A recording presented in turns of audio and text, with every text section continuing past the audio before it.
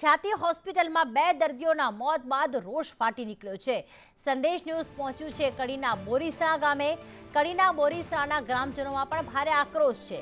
Stent મૂક્યા બાદ 2 દર્દીઓના મોતથી ખળભળાટ। ફ્રી કેમ્પ બાદ દર્દીઓને અમદાવાદ લઈ જવાયા હતા અને કોઈ પણ જાણ વિના 19 જણાની એન્જિયોગ્રાફીનો દાવો કરવામાં આવ્યો છે।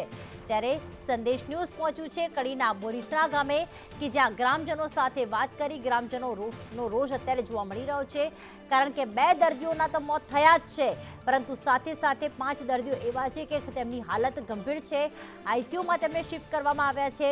ગ્રામજનોનું કહેવું છે કે અમને તો ખ્યાલ જ નહોતો કે આ ફ્રી કેમ્પના નામે ક્યાંક સરકારી યોજનાઓની લૂંટ ચલાવવાની આ વાત કરવામાં આવી રહી છે। જો તબીબો આવું કરી શકે તો આખરે કોના પર વિશ્વાસ મૂકવો, કારણ કે જેને હૃદયની કોઈ તકલીફ જ ન હોય તેની જાણ બહાર જ તેને સ્ટેન્ટ મૂકી દેવામાં આવે, એન્જિયોગ્રાફી એન્જિયોપ્લાસ્ટી કરી દેવામાં આવે અને ત્યારબાદ જ્યારે તેમને મેસેજ આવે કે તેમનું આયુષ્માન કાર્ડ રજીસ્ટર થઈ ચૂક્યું છે, તેમના આયુષ્માન કાર્ડમાંથી 5-5 લાખ રૂપિયા કપાઈ ચૂક્યા છે, ત્યારે દર્દીઓને ખ્યાલ આવે છે કે તેમની સાથે કયા પ્રકારનો ભ્રષ્ટાચાર આચરવામાં આવ્યો છે। ત્યારે પાયલ અમારી સાથે જોડાઈ ગયા છે, જેઓ બોરીસણા ગામ ખાતે પહોંચ્યા છે। પાયલ, ગ્રામજનોનું શું કહેવું છે, ક્યારે આ ફ્રી કેમ્પ યોજાયો હતો અને કોણ કોણ આ ફ્રી કેમ્પમાં ત્યાં હોસ્પિટલના સ્ટાફમાંથી આવ્યું હતું?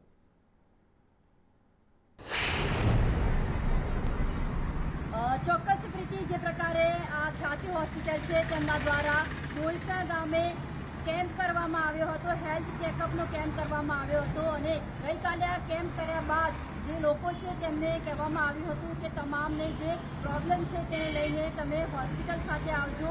હોસ્પિટલથી બોરીસણા ગામે એક બસ મૂકવામાં આવી હતી, જે લોકો પેશન્ટ છે જેમને તકલીફો છે નાની મોટી, તે લોકોને ત્યાં બોલાવવામાં આવી।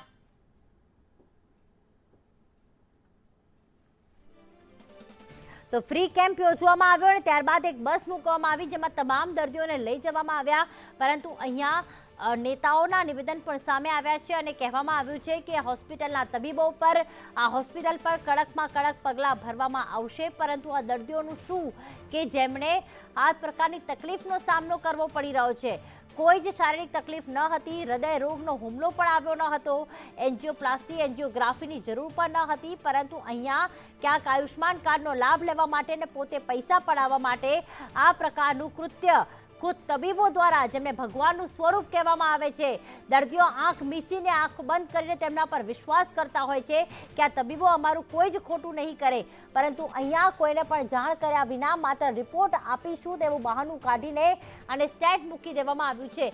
આ તમામ ગ્રામજનો અત્યારે રોષે ભરાયેલા છે, કારણ કે તેમના ગામના 2 લોકોના મોત થયા છે।